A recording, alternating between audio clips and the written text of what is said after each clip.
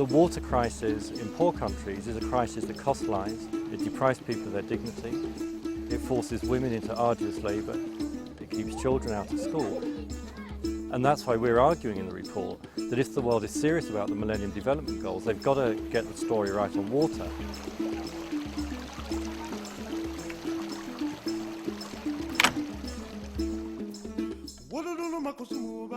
The title of the report is Beyond Scarcity. So the crisis that we're talking about is not ultimately about scarcity, it's about the management and the governance of water. What we're trying to do in the report is to draw attention to the way that water is priced, the way that it's allocated to different groups in society. Not having water means that women are walking 3 or 4 hours a day to carry 20-kilo cans of water back to their homes. Not having enough water means that you have insufficient water to maintain the most basic functions of life, to keep your children healthy, to quench your thirst, to wash yourself in, to maintain your dignity.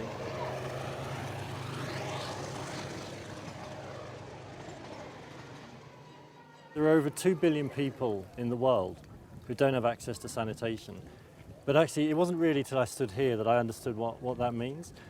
What we've got here is a toilet for 71,000 people. These are plastic bags that are full of human excrement. People just dump them here because they have no alternative.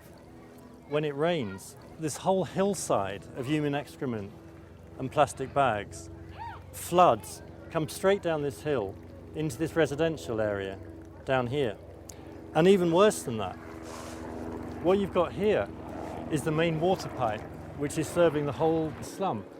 This water pipe is completely covered with human excrement. In some places it's leaking, so you've got excrement actually leaching into the water supply. You see an example of this problem right here. This is a feeder pipe.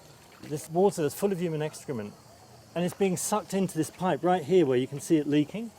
Now this is basically going to carry human excrement right into the water that somebody drinks down this lane here.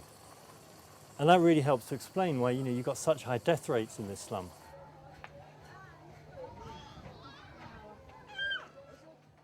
Kila mtu anatupa uchafu hapo. Sasa hewa yote inaingia kwa nyumba. Tena maji mvua ikinyesha, maji inaingia hapa, alafu inapitia pale. Inajaa kabisa. Yaani inajaa. Mpaka tumetoboa pale, ndio inaelekea huko chini.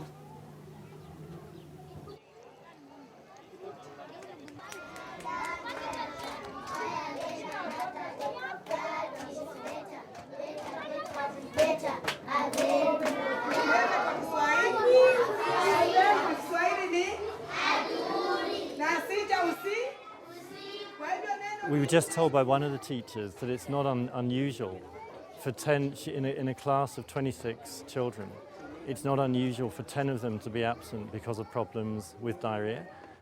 I think this demonstrates as powerfully as anything you can think of the links between what happens in water and sanitation and what happens in education. What sort of opportunities in life do these kids have?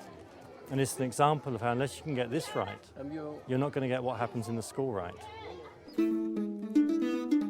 The answers to the problem vary from country to country.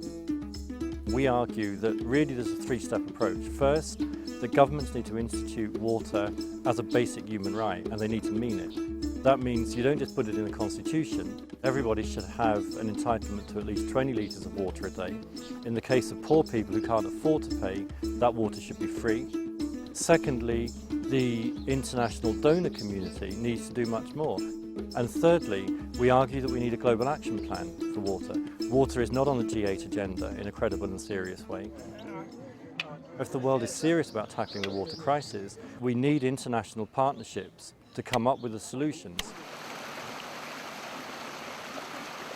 200 years ago, you had child death rates in cities like New York and Chicago and Paris and London and Manchester that were just as bad as you got in Kibera today. Now, what changed the story in those cities was that governments decided that that was enough. They saw the huge human cost associated with the deficit in water and sanitation. They saw the damage that it was doing for economic growth, for productivity, and they did something about it. And what we need to see is governments in Africa, in the developing world, and in rich countries doing something about this now. This really has to end tomorrow. Wololo makusumu baba. Nitemriga nanegi go guru. Ya kwa dokta kata tungo kwa ne.